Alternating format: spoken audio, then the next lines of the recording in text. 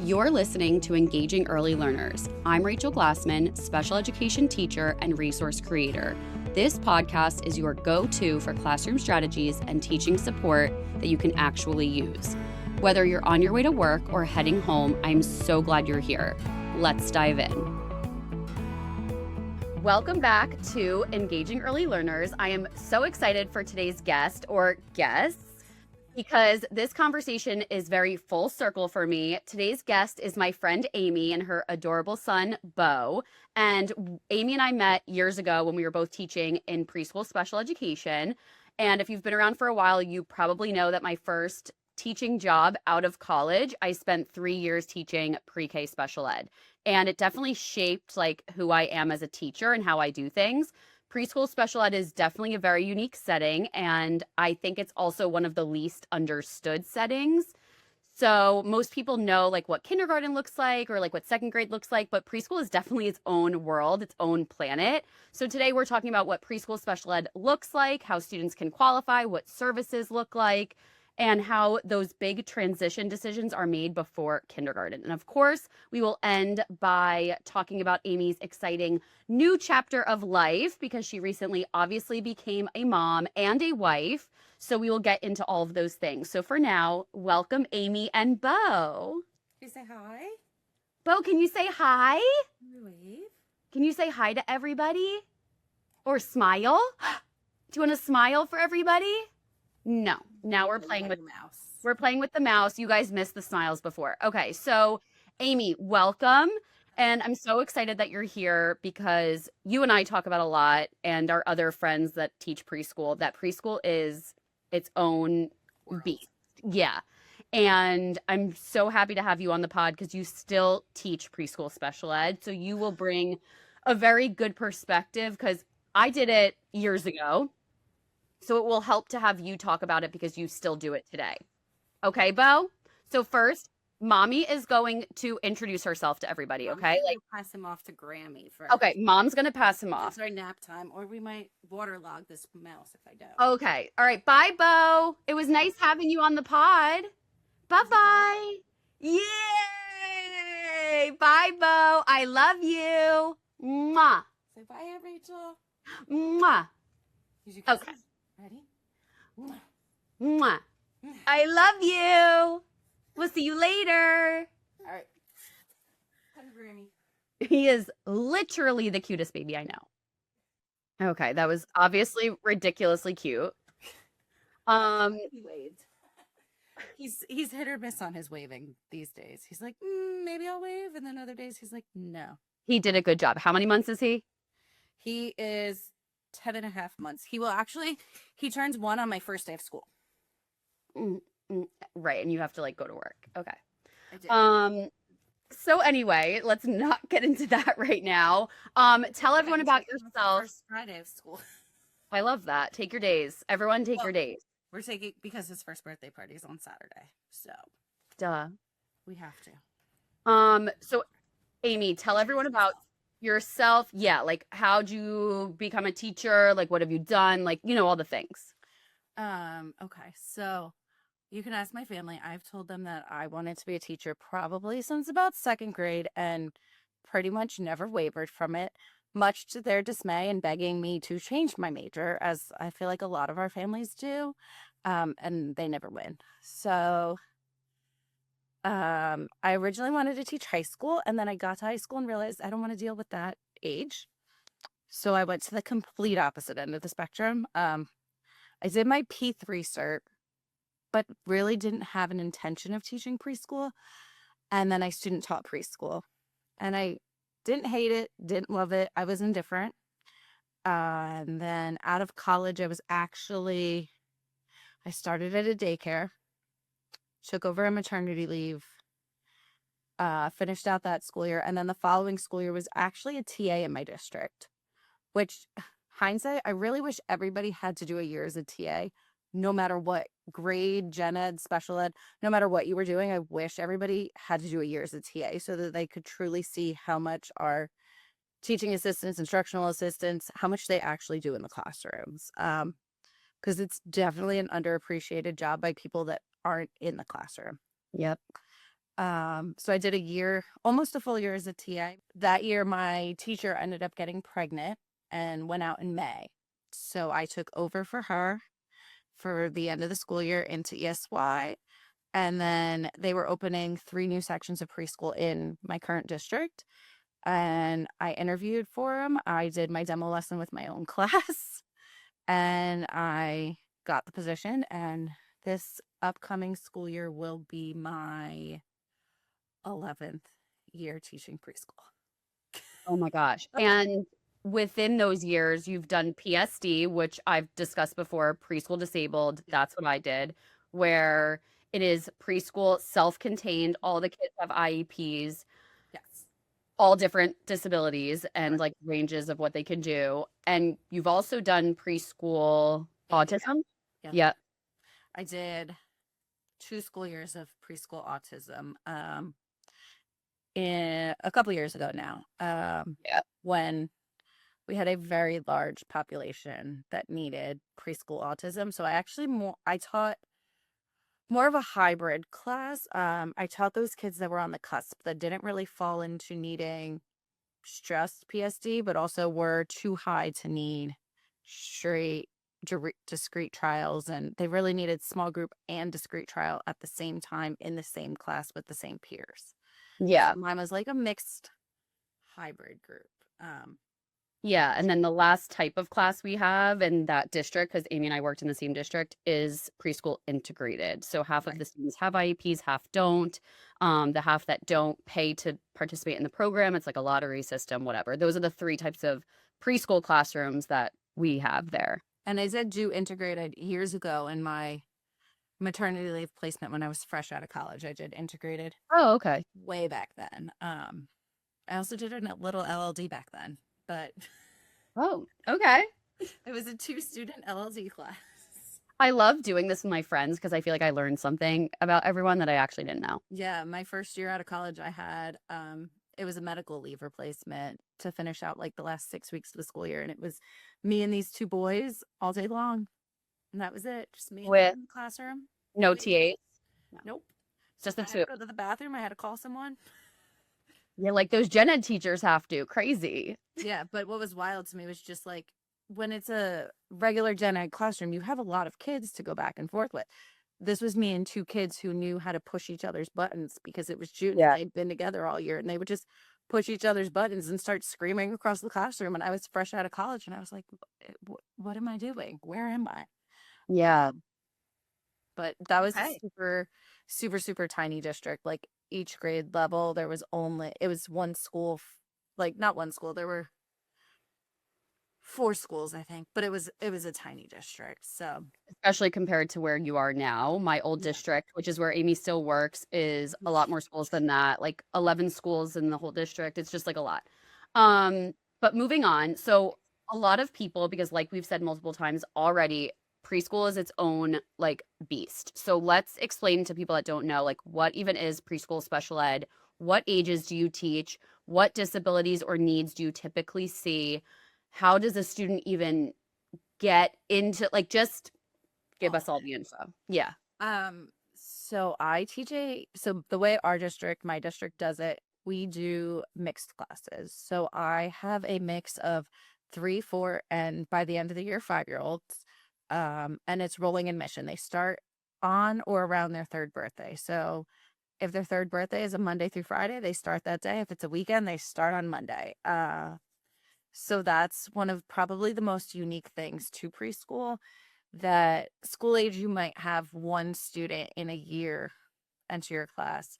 In preschool, I've had times where I get back from spring break and I have 6 more kids added to my roster by the end of the year. So it makes it difficult in you finally get a routine in place with these tiny humans that it's most of their first time in school and ever being away from their parents. And then you have another child added to the bunch. And as we all know, that then disrupts the flow and we're reteaching. I will never forget the triplets I got because again, they get to start on their 3rd birthday and they all turn 3 on the same day. So I got them all on the same day in the same class. Triplets. Okay. I've never had triplets, but I have had siblings. before in the same Oh, class. interesting. But not twins. No. I've had a twin, but like PSI has had the other twin. And sure have that this upcoming school year. I'll have twins, but the other one's in a different class.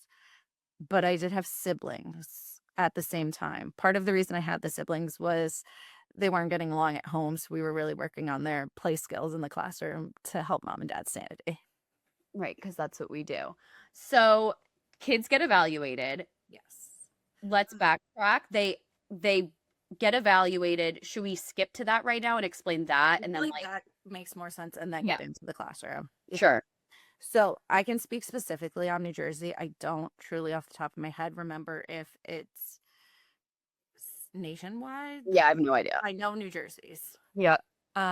So basically somebody somewhere sees some delay of some sort or something that's just kids not doing what other friends are doing. And like, if you see that, you can refer your kid. All you have to do is write a letter. Then ours goes to her wonderful, wonderful secretary of special services. She gets a ton of all the emails. She sets up the meeting. So you basically just send a letter saying, I'd like to discuss if my child should be evaluated for special ed services in preschool. And from there, we have a initial eligibility meeting. And basically, you sit on a meeting like this and you just talk about your child and you share what they're doing, what they're not doing. And these people have been doing it for so long, they know what questions to ask, what to look for. And then from there, you, along with the team, decides if a test is going to be necessary to see if your child qualifies for service. From there, Right. Just to pause right there, because we've both sat in on plenty of those meetings. If during the initial meeting, so there's like a special ed teacher, a gen ed teacher, a case manager, a psychologist, like all, therapist. social workers, sometimes an OT, speech therapist, like all the people. And let's say a parent is sitting there and they're like, my child speaks in 3-word sentences already and is doing this and doing that. Then by the end of the meeting, maybe they're like, I don't think we need an evaluation right now. They're doing things that are typical for an almost 3-year-old, like, Right. or good, like revisit that, like send them to a daycare, like let's revisit this at another. Later. Or the other side of it is, my child is not speaking at all. They're almost 3, blah, blah, blah, blah, blah. A lot of times I feel like it does come down to like speech or behaviors are happening. Absolutely. So then by the end of the meeting, that would make the child unable to function in a typical preschool or daycare situation, something that is right. hindering their ability. Yeah, a lot of the times the referrals do come from the daycares in town. We have a very close relationship with a majority of the daycares in town. And our case managers are close with the directors, and the directors are not afraid to say to the parents, hey, this might be smart of you to come and just have this meeting. And the thing is if we do decide to test your child and they go through the testing, you can say no. Yeah. You can get all this information and then say, this doesn't work for my family, or this isn't what I'm looking for, but thanks for the information. Yeah, just like any other IEP meeting, the parent is part of the process. So then go ahead. Sorry. I was going to say, and at any time during the program, if you're unhappy, you can unenroll your child from it. Right. It's like, I think parents tend to forget how much control that they have in these situations, and that at the end of the day, they're the parent. And Yeah. if that's what you feel is necessary for your child, speak, say. Yeah. And my other thing that I've learned 10, 11, however many years I am into this, don't be afraid to ask questions. Don't be afraid to say, like, our program for a majority of our kids is half day. And if you think your kid in a year has not made enough progress and isn't satisfactory to what you think, like, come back to us and say, hey, do we think they need to be in school longer in a day? And then we'll all sit down and discuss why or why not they, like, it's an ever flowing document. And I think sometimes parents get this document from us and look at it and think it's to be end all be all, and they can't make any decisions, but they're very much part of the team and allowed to help. And we want them to help make these decisions. Yeah. And if you're a parent, look up the parental rights and special education document. You can just Google it. Called Prize, and it says all of your rights. So usually at the end of your case manager's email, there's a direct link to it. Look it up. So a student, a child gets evaluated, doesn't get evaluated, whatever, then they become eligible based on educational testing, psychological testing, So speech yeah, in testing. my district, they do the Battelle Developmental Inventory, the BDI. And so basically you need a delay in one of three areas. You need a 33% delay in one area or a 25% delay in two areas. So speech, adaptive, and I don't remember the third off the top of my head, but a delay. And it has to be a quantity delay. And these tests are standardized. So that's how it works. And from there, then you get page long reports from these people that did the testing with your children. And it tells you everything they did, what met standards, what didn't meet standards. And then you have another meeting where they go over all the reports, answer all your questions, and they present what preschool program they think is going to be best for your child. And at that time, you again have the right to say, yes, I want to do it. No, I don't. Or why didn't you consider this program or that program, and kind of make a program. A lot of our kids, we handpick and make their program to the best of our abilities within the limits that we have. Our district right now only has one of each type of class in the schools that we're in. So it does limit us a little bit of where we can and can't put them. But we try our best to make the best placement and the best program. Sometimes we might say to you, I know it might not be convenient with your schedule, but the PM section your kid is going to do better at. And that's because we know the kids in the class and we can tell your child's personality and we know where they're going to mesh and where they're not. Yep. Um, but it's definitely hard and it's a lot and it's overwhelming, especially when you don't know. I would say parents' best resource is honestly your town's Facebook page. Yeah. There's so many parents in those pages that have been through it and understand, and so many of them are willing to share their story and help in whatever way they can.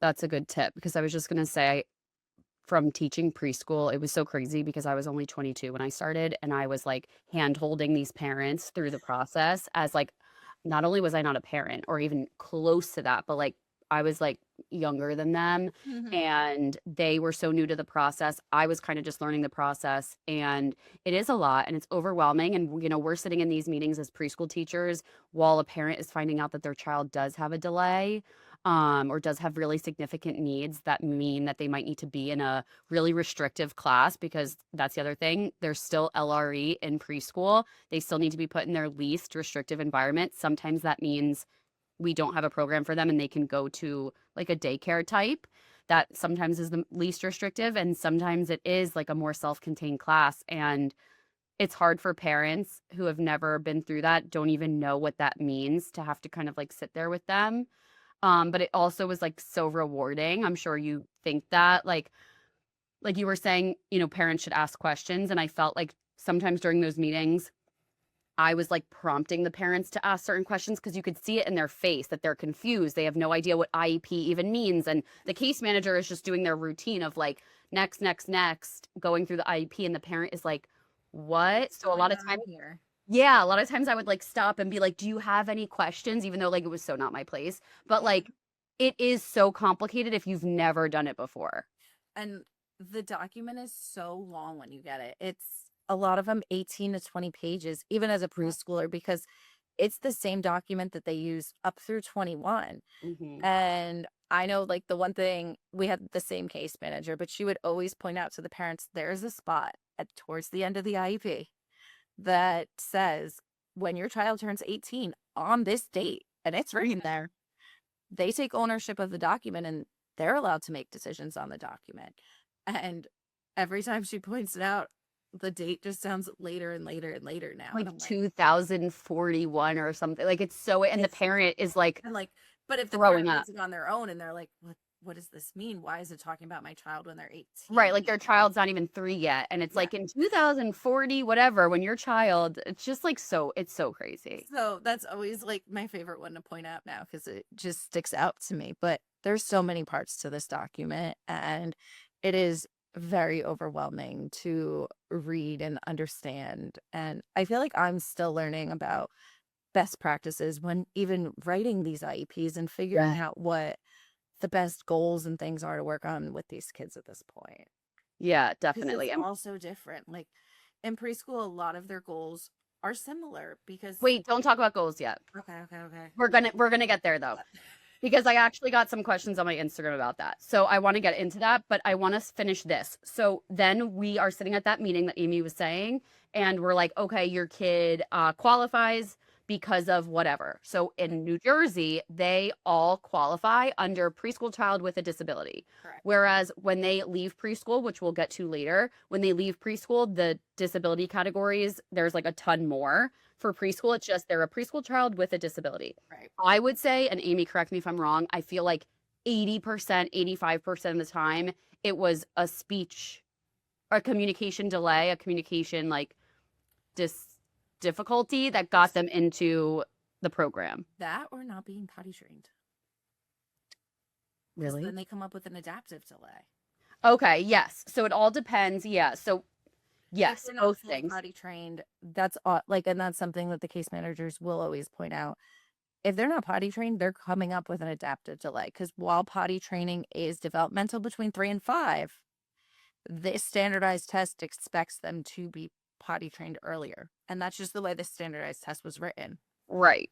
But it gives them that 25% delay in adaptive. So if they've got the delay in speech, there's you qualify. Right, they qualify. And a lot of times, I mean, I rarely sat in meetings where kids did not qualify. A lot of times, a 2-year-old and whatever months, they're qualifying because, I mean, And the other thing is, we get kids that are a couple months away from their 5th birthday that get referred to us because they started daycare late or yeah, the parents didn't want to face that their child needed extra help and they weren't ready to hear it. they So didn't they know come to about us the a few program. months before, and yeah, they didn't know about the program. That's a big one. So a couple months before they turn 5, they come to us and we test them. And that kid starts pretty much the day after their meeting Yeah, if their parents choose to send them. So that comes back to the rolling admission that people don't understand in preschool. We get new kids all the time. varying abilities. Varying abilities, ages, varying behaviors. Like my Yeah. class, like the self-contained autism class always has some kind of behaviors going on. And then we did get a lot of behaviors that came up in the PSD classes. And Yeah. they get And I their feel like our being in like the middle, so like there were the 3 levels, whatever, of classes, and the fact that ours was in the middle, I felt like we always had kids that were in um between in high, between, low, like right, entry like that level I was behavior trying stuff. right, that I was trying to like get ready for the next class or that I was trying to get pushed into that lower class where like because that's what they truly needed and they would like fit in better there. I feel like that was difficult. So we also our preschool integrated and our preschool disabled, that like middle ground class that we're talking about, they are half day. I don't know if that's the same everywhere, but that's how our I think the whole state does it that way. I don't know. It depends on the district, but the state only requires a half day. Okay, so we did half day, and what is it, like 4 hours? Not even No, 3. it's 235, 240, somewhere in there. Yeah, 2 hours? longer. It's just under 3 hours, actually. Okay, yeah, I've been out of it for a couple years. So Um, like this year, I'll have my kids 8:20 to 12. 9:20. Sorry, 9:20. Yeah, 9:20 to 12 o'clock. so that's 2 hours and 40 minutes. Yep. Oh my God. Yeah. So I forgot being out of it for many years. It goes by very It goes quick, and so then you fast. have You you also have have like specials because in our district we're members of the union, so we're required to have a prep. 40-minute prep during the school day. So another misconception in preschool, our prep is broken into 2 20-minute preps so that both our AM and PM get specials. And also because 40 minutes would be way too long for any preschooler to pay attention in a special. Um, so by the time we get our kids to special and they get to what we need to do, it's time to pick them up. I mean, by the time our AM kids come in, it's time for them to leave. Like Yeah. it's so crazy. And then there's like 1 hour in between that's like that was our lunch. And then the next class would like the buses would pull up and the next class would come in. So like I did that was something like I didn't love about preschool. Like I felt like when the AM left, I was like, whew, like you could breathe. That's like at 3 o'clock, right? Like you feel like you could breathe, you've done your day. It felt like that at whatever midday. Yeah. You felt like you could breathe, and then it was like, oh no, Oh wait, they're that's so coming again. funny. The whole crew, the PM crew's coming in. Um, it that just made it hard. It does. Um, I'm doing the same thing. And like some years I can do the same thing in the AM and PM and I'm not double planning. Some years my classes levels are so different that Yep. my AM can't handle the activities my PM's doing, and my PM can't handle the activities my AM is doing. Yeah, that's And a whole other piece. sometimes I have a small class and they can work in a large group and I don't need to plan multiple small group lessons. Then there's years where my class maxes out at 12 kids. Yep. In the AM, 12 in the PM. So that's 24. But when you think about it, that's 24 IEPs I'm in charge of, which Yes. is wild at an elementary level. I know high school teachers out there, you Yeah. guys have a lot more IEPs on your caseload, but it's one subject. I'm teaching Yeah. all the subjects, All the things. all the things. So there's definitely pros and cons, and that's one of my biggest, like, one of the hardest parts probably about the self-contained preschool is just the sheer number of IEPs that I'm responsible for. You probably feel like you're just always writing them. Always writing them, always finding data, always trying to find time to take the data on the IEP, but also all the other stuff. Always in a meeting. All I and you when you were talking about small groups too, our class, like that like middle class that you and I both did, we You had 11 um small groups on top of yeah, that. well, yeah, so many levels and like we tried, I know both you and I tried really hard to do small groups to kind of like prepare them for their integrated class. So, if you're running three different small groups in the morning, you're also running three different small groups in the afternoon and like Amy said those sometimes can't look the same. Right. And let's also hope you have the right amount of adults in the room. You are legally once your class hits what? Eight. After 6? Eight. 8. Oh, see, I forget these things. So with the ninth student, then you require a second TA. Right. So Only in right the off the bat, self-contained classroom, not in the integrated classroom. you're supposed to have one other adult in the room, and then once you hit 9, you're supposed to go to 2. And integrated, what? She only needs 1. Yeah, no, no. Crazy. Don't get me started on. That's a Yeah. whole nother topic. Don't put us started on that. I mean, if we're like We could this, rant about that one for hours. yeah, this is a total like off the train track, but like apparently in ERI, like what I teach right now, I legally don't even need aides, I think, until I hit 9 or something. Like, no, no, no. Like we could have a whole episode about that, but we're not gonna. So I feel like we did a good job of explaining like the logistics Yes. of that type of class.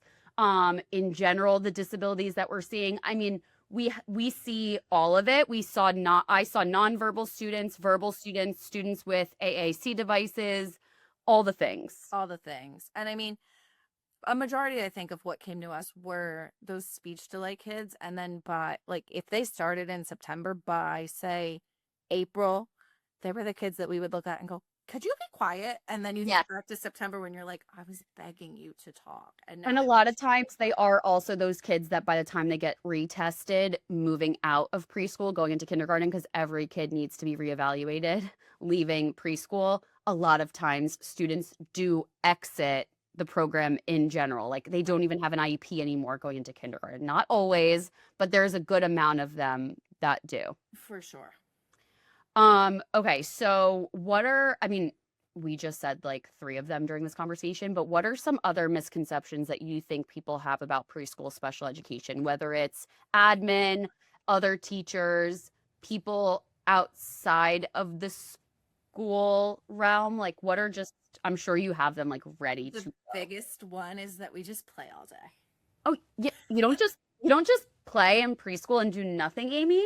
Nope. I wish. I would love to just sit and play with them and facilitate conversations through play. And there is so much more that goes into even setting up playtime for them. Yeah.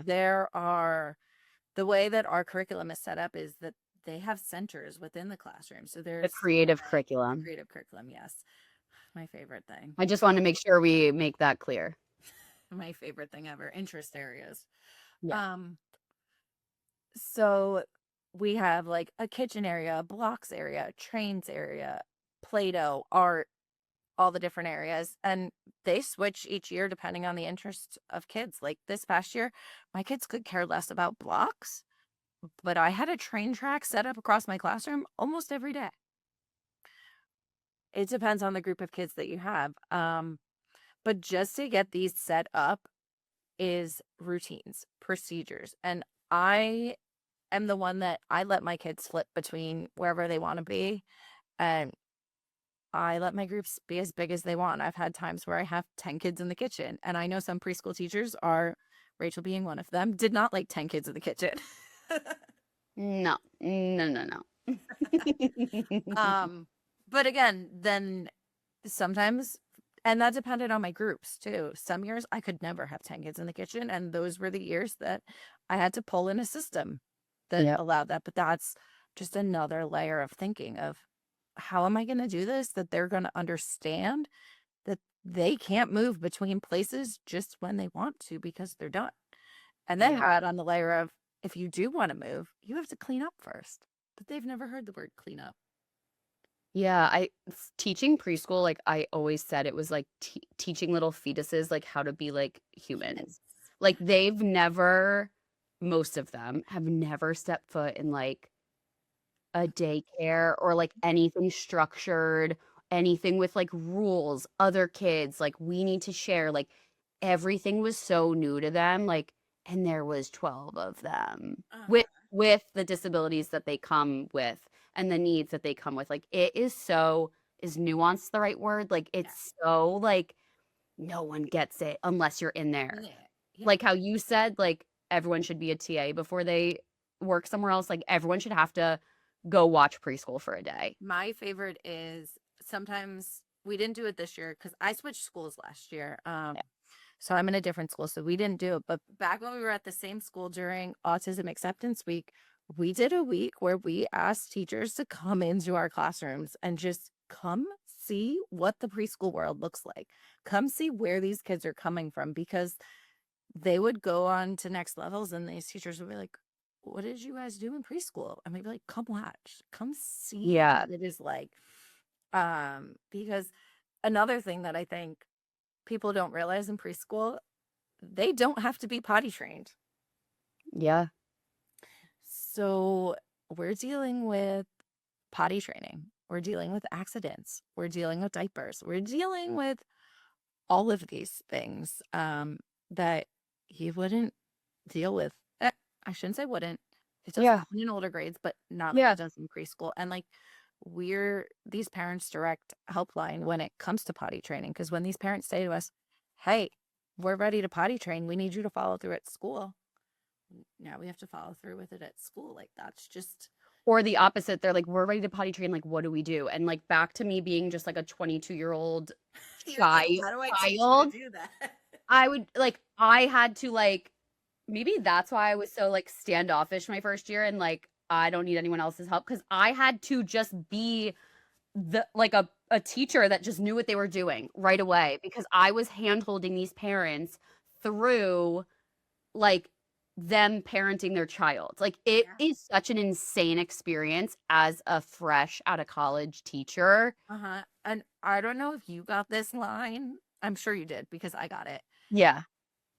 Well, you don't have kids. You don't know what I'm going through. And I was like, Well, yeah. since my preschool experience, I have gotten that, but thankfully not in my first couple years. See, I got it a lot in my first couple of years of, Yeah. "Oh, you've never been a parent. You don't know." And I would say to them, I understand where you're coming from. However, I spend enough hours with children a day to know enough to be able to give you advice. Yeah. Yeah. And take it or leave it. Like you could take my advice, you could leave my advice. I'm not going to be hurt by it. Yeah. But I'm just here to help you. And honestly, before I get on a rant, like just tell me you don't want my advice. Do not Right. ask for my advice and then just come back at me and be like, "Okay, but you don't actually know." Right. And like just because you have Bo now, like do you feel like you know so much more because now you have a child? No, he's 10 months old. Not at all. I am So like what dreading the years where he is, and I mean, we can get into this. I am dreading his preschool years because I feel like I know too much. I know, are you gonna be like the worst parent ever to a teacher? I have already told, no, Kyle's in charge of that. We Okay. already had a nice talk about that, that Okay. he is going to be teacher main contact because Perfect. I just want to be the parent that like randomly sends you a Starbucks gift card. I want to be the Oh, I parent. love I want that. to be the fun parent. I love I just yes. want to send you like get your favorites at the beginning of the year and just send Yep. in a chocolate bar on a random day. Like I love that. you're doing a great and like this is what I always tell parents of like friends that are parents at this point that are I have a lot of them that had kids before I did and their kids are starting kindergarten and they're like, well, what do I do? What gifts? And anytime somebody puts in their story like what gifts, I said, I don't really and I don't do this for the gifts at all. I'm honestly handwrite me a note saying thank you. That's what Right. you want. Like, Just right. tell me I helped your kid this year. Yeah. Just tell me I'm a great teacher, okay? Yeah. And even if I'm not, you can lie to me. Just say I'm the But best. I think those like random things when you Yeah. just get something randomly, like I will never forget one of my parents, one of my first couple years of teaching, she had my list of favorite things. Parent teacher conferences. She was my last conference of the day because she was also a teacher in district. So she was like, I need your last one of the day so I can finish mine and then come straight to you. And I was like, deal. And she brought in my favorite thing. She brought me an iced tea. She brought me a Kit Kat. And she was like, I know it's been a long day and thank you for staying for me. Here you go. Oh my God. And that was my first or second year teaching. So like little things like that, I still remember. Yeah. So I said to Kyle, I was like, I just want to be the fun parent that like does those little Be the things fun for my kid parent. where I said, I want you to deal with like all the other stuff. I said, because also I've done it for so long and I probably will have this idea in my head of what his schooling should look like and what it should and shouldn't be. Yeah. And not in a bad way. No, but I don't want to put undue pressure on a teacher Yeah. because of my standards, Yeah. especially in the elementary years where that's my wheelhouse. I said, once we get past that, I'm not going to know what's going on. Right. We have never taught it. But the early years, I don't want this teacher to feel undue pressure because I was a teacher or am a teacher. Yeah. Um, so we'll see. We'll The school see. years are still, we're still a bit We away. have time. So, We have plenty and of time. And at the end of the day, I can just send the teacher to Aunt Rachel if I have to. I love that. So the next topic I want to talk about, I feel like there's a lot of debate about it and I don't want to go on and on. Um, what is important for our preschoolers to know in preschool? Now, we know we would get some kids that came from different daycares or types of schools where they like knew all of these things or had all these rote skills or their parents work with them at home. We also got kids that literally have never stepped foot into a learning environment ever in their life. We, as preschool teachers, were given a curriculum. We also were given preschool assessments we were supposed to give that assess letters, numbers, colors, shapes, whatever. Mm-hmm. Throughout our years as teachers, we have both seen and heard that there's a lot of discourse about like what should a preschooler know? Should they just literally be playing and that's it? Should they not have to know their letters and numbers going into kindergarten? Like there's just so many things. Share your opinion, share what you guys do. I don't want to go on forever about it. No, I'll I give you do my want to opinion and we can start stop there. I don't want to start like an online debate, but just share what you guys currently do since I'm not a part of it. I mean, I will tell you what I tell my parents at back to school night. I am not the teacher that cares about academics. Yeah. It's I want my students and I want my students to leave my classroom being a good human. I want them to be able to ask for help when they need it. I want them to be able to have a conversation with the peer next to them if they're at that point in their journey. I want them to be able to communicate their wants and needs. If they know their numbers, great. If they know their letters, great. Colors and shapes, awesome. Yep. That's a bonus. The way that academics and everything is pushed kindergarten and beyond, they've slowly lose the ability to really work on social skills. And then we get kids by high school, they can't work on a group project because they never learned those skills. Yeah. So if I can teach them in preschool to work in a group by playing a board game together or something, that's my goal coming out of preschool. And I have parents that have pushed back and said, I want my kids to know all of this. And I said, great, I'll give you strategies to help them at home to Yep. reinforce what we're learning in school. And don't get me wrong, we do academics. Yep. We do academics It's every woven single in. day, but it's woven into our play. It's woven into our small groups that I try to keep play based. So I always tell my parents, if you see a worksheet come home, 9 times out of 10, there was some kind of play component to completing that worksheet. So if it's a Yep. worksheet that just has, letters on it, we probably had those letters in some kind of sensory bucket, or they were on a wheel on the board that they had to get up and spin it. They had to take turns during it. So there's so many layers to these activities that we have them do that Yeah. bring the academics in, but I am never going to be the one that sits down with a kid with flashcards and drills letters into their head. I'm never going to be the one that's like, all right, well, here's your homework in preschool. If I give you homework in preschool, it's go read a book and go play outside. Yeah. The Yeah. biggest things that I've noticed make the biggest difference at this age, and I can see it, reading and just playing and being with your kid. Yeah. Like, put your phone across the room. You don't need pictures. Remember the moments in your head. Yeah. And like, I'm guilty of it. I honestly just bought a brick. I Oh can't yeah, even, one of those things that I like just stops bought you it from being on your phone. Yeah. because I know in the month of August, being home full time with this kid, I don't want the temptation. I want to be in the Yeah. moment. And, but I think that's a huge piece. Yeah. I would always tell parents, like, if you want to do stuff at home, like while you're driving, talk about what you see. You saw the stop sign. Do you know what color that is? It's Yep. red. Like, what Do letters do you you see see on it? Target? Target Yeah. starts with a T. Let's see what Yes. letters we can find in Target. Let's go on a color hunt in Target. Yeah. There's so many ways that you can weave these academics in. All right. So let's get into our next part, advice for preschool teachers. And Amy and I, on this little break we just took, realized that we're already at a good amount of time. So we're going to rapid fire through a couple questions, and we definitely will have to have Amy back because I do think we will get more questions after this and need to do a deeper dive into some preschool specific things. So what are some things that you've learned from teaching pre-K? Like I always say, I learned how to be a flexible teacher.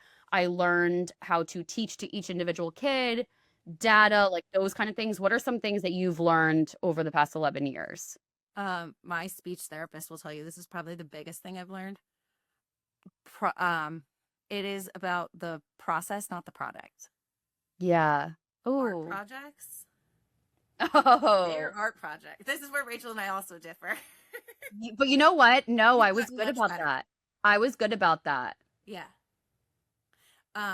But that was like my first couple years, everything matched. And now I wish I could share this picture I have of Yeah. my bulletin board at ESY.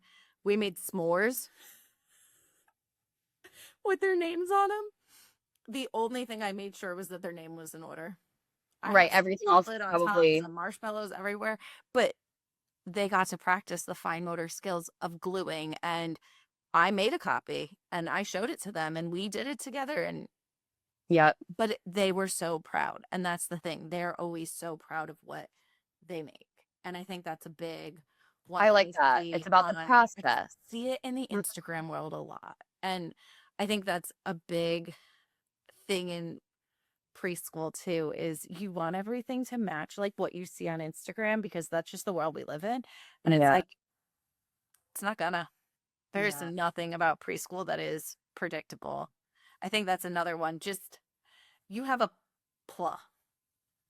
Not a Come into plan. each day with a PLA. You might have a full plan, but you're gonna get through your PLA. That's And so that was always my thing. I had non-negotiables during my day. I had some things that it was like every day we are going to do these things. So every yeah. day we do some kind of morning meeting and every day we play. We have Yeah. playtime. Some days do we make it to small group? No. because sometimes small group was going out to the playground and bringing chalk outside with us. And I think that comes back to what you said, as being a flexible teacher, reading the class, seeing what they need. Sometimes by Fridays, especially in May and June, we had nothing left in our tank, and it was Yeah. pivot. Yeah. I would say pivot is another big one that I learned in preschool. Yeah. I learned a lot about, like I said, individualizing instruction and a lot about different like systems for each kid. So that's like where I learned about first then boards, choice boards, using sensory supports to help my kiddos with a lot of energy or the ones that like really needed the sensory input. I learned about reinforcement. So a lot of the kiddos in our autism program would use edible reinforcements, whereas our students in the other programs would use more like tangible reinforcements where they were earning like a physical thing or they were And earning that's where something the choice board comes in. Yeah. in the hallway. Yep. We both learned about interest areas. The curriculum, creative curriculum uses interest areas to like those are the play centers essentially. Um I also learned about sensory diets teaching preschool. Is Bo back? He just woke up from his nap. He did What not want a long nap. what was his nap? 30 minutes? Yeah, his naps have not been great today. We're teething. Oh. We're Is he coming to spit or no? No, he's gonna go cuddle Grammy. Okay. I'll bring him back when we log off once we're done. Yeah, perfect. So you can see him. So the last thing I think I was saying, oh, I learned about sensory diets. I learned a lot from the OT. That's a huge one that I think a lot of parents don't realize. And Yeah. sensory diet, not just in food, but all around sensory Yes. diet. It doesn't just mean food, though food does play a point into it. And that's a whole other tangent I can get on. I'm going to stop right there. Yeah. But I yeah, think that's a in big one. preschool, we worked so closely with all the different therapists, speech, OT, PT. Like, you learn a lot. I know they probably still do it. They like would come in also for small groups sometimes and like do like a speech group or Well, whatever. especially now that we switched to the 3-in-1 model in our district. So they do 3 weeks of direct services and 1 week of indirect services. And in that indirect week, they come in and they push in and they do a small group with them, or they pull them out of our classes and they do a small group in their room. And that's also the week that we do consults and things like that. This will be our second year doing it, and it worked pretty well last year. Good. Having that like specific time that was built into their days, so we could be like, because a lot of times these kids will do things in speech, and I'm sure you saw it. The speech therapist would come back and say, "Oh, they like spoken sentences," and I'm like, I have to beg to get one word, Yeah. and then that therapist would come in the room and they would blah blah blah blah blah, and I'm like, can you do that when they're not in the room? So that has definitely been helpful of getting these therapists in the room. Yeah, definitely. All right. So moving off of the preschool topic, let's very quickly talk about your new season of life. Obviously, you're now a wifey and a mommy. So outside of the classroom has changed a lot. Do you think it has changed you as a teacher, like affected how you do things at all? Definitely. I think I have a lot more empathy for parents and what they're doing. And just like, I mean, I am extremely blessed. My mom watches my baby when I go to work right now. So that definitely eased a lot of my anxieties going back to work. Yeah. I really didn't want to go back to work. I begged my husband not to go back to work, but we're trying to buy a house, and our mortgage lender basically told me I had to go back to work. You got to work. Yeah.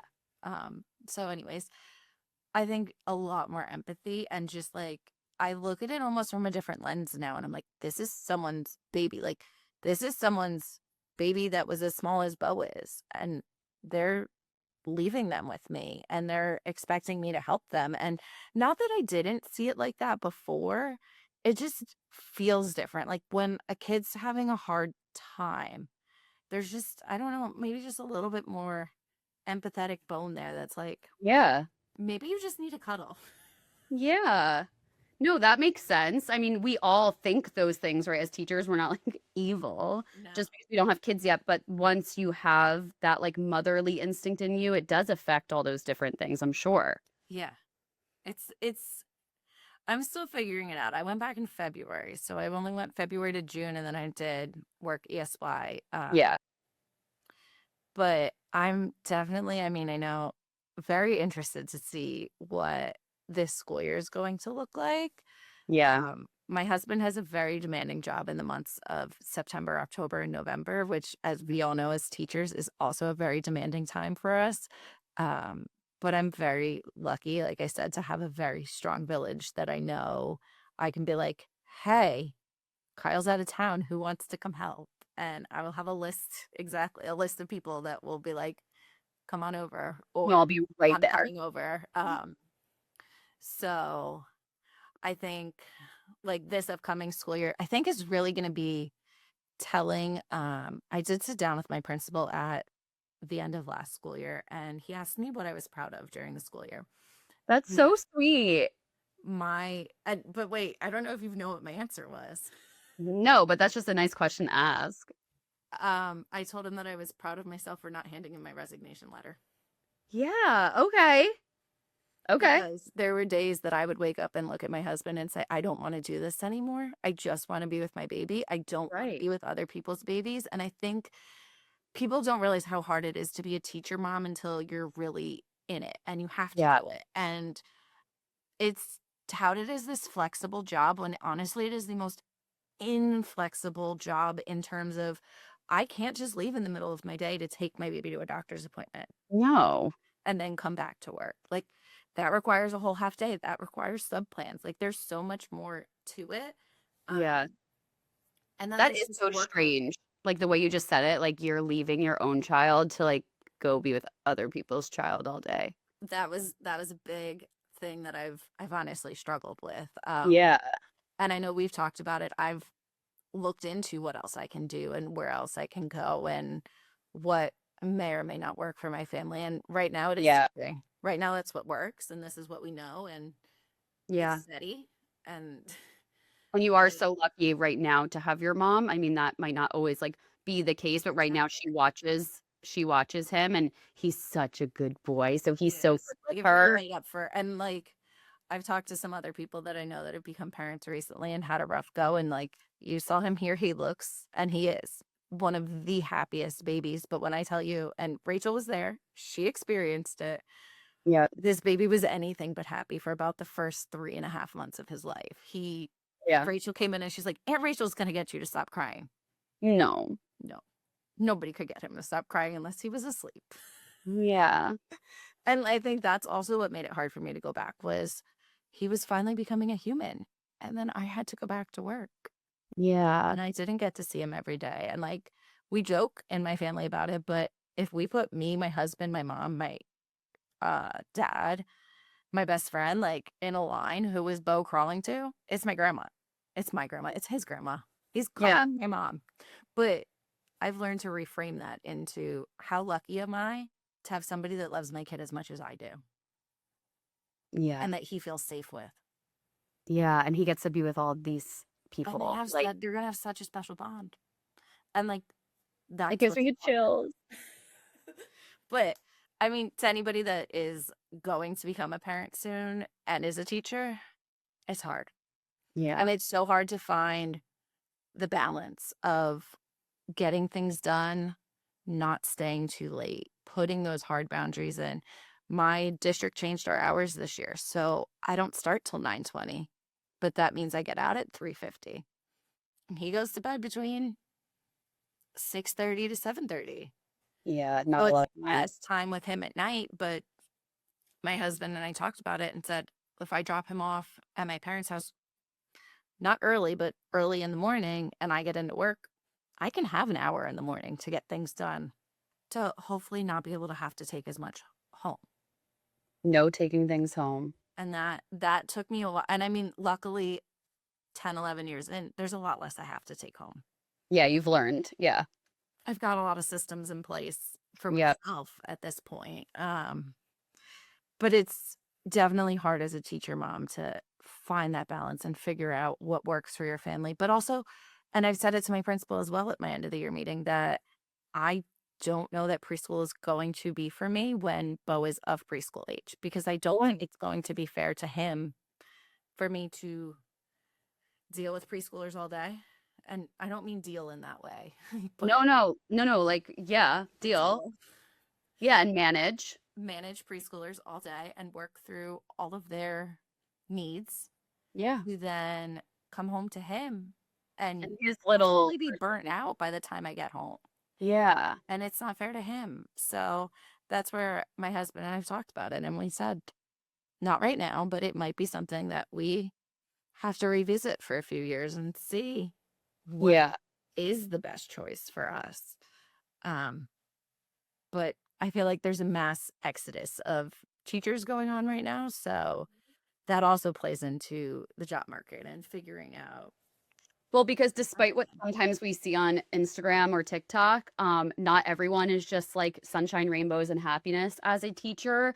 Teaching is hard, and I'll leave it at that. So I appreciate you being super, super, super honest about all of those things, because I think it's not said enough. And that's why I love doing this podcast and bringing people on, because we can have these honest conversations.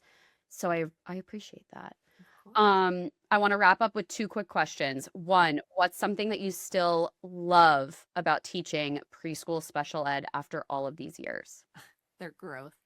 Yeah. Absolutely, their growth. That's what keeps me going. Like from little fetuses to humans. Yeah, and like especially working ESY is one of my favorites, because I see kids that struggled in preschool that are now like going into Gen Ed Yeah. and visiting Gen Ed classes, and I'm like, huh, I had a part in that. Like, Yes. I had a part in that. And My student's preschool teacher actually just came up to us the other day at Arrival, and she was like, "Is that so and so?" And I was like, "Yeah, did you have them?" And she's like, "Yes, like 2 years ago, 3 years ago, and they were just this little." Mhm. And now she gets to see them like all And grown up. even shorter term than that, I remember COVID year, I was on a meet with my principal, and she was like, "What are you struggling with?" And I said, "This is my favorite time of year, April, May, June. Yeah. That's when you see the progress in preschool, with specifically with the kids that started in September. April, May, and June, all of a sudden you're like, you're not the same kid. And like, that's the point in the school year where I can sit back during small groups, or I can, not small groups, interest areas, and just watch the play, watch the Yeah. conversations. And that's, I Yeah. think, what keeps me going in preschool is really, it's actually seeing them make progress and like knowing that you had this tiny little piece in it. Yeah. Oh, I love that. Lastly, if someone listening is considering preschool special ed or about to go into their first year teaching that, what would you tell them? Give yourself some grace. It's not going to be perfect your first year. It's not going to be perfect your second year. Honestly, it's never going to be perfect. Give yourself some grace and use your days. Oh, I like that. And Take what did you your say days before? off. What? The process over the product or something? It's What did about you the say? process, not the product. Yeah, and don't go in with a plan, go in with a pla, right? It's about the destination. It's about the journey, not the destination. Okay, perfect. All those sayings, they all apply. That's All actually the right, one that so was on my graduation cap in college. perfect. All right, go get the baby so we could do our outro and let him get back to his day. You're such a big boy. You don't nap anymore. Do you want to listen to Aunt Rachel do her outro? Are you ready? Are you ready? I'm ready. Okay. All right, Amy and Bo, thank you so much for coming on today. I absolutely loved getting to reminisce about my preschool days and share a little behind the scenes look of what that setting actually looks like. If you are listening and you enjoyed today's episode, I would love if you would share it with another educator, especially someone who is new to preschool or special ed or just is curious about what this is, right, Bo? And as always, don't forget to subscribe so you don't miss the rest of our summer guest series. I will see you next week on Engaging Early Learners. Should we wave bye? Wave bye. Bye.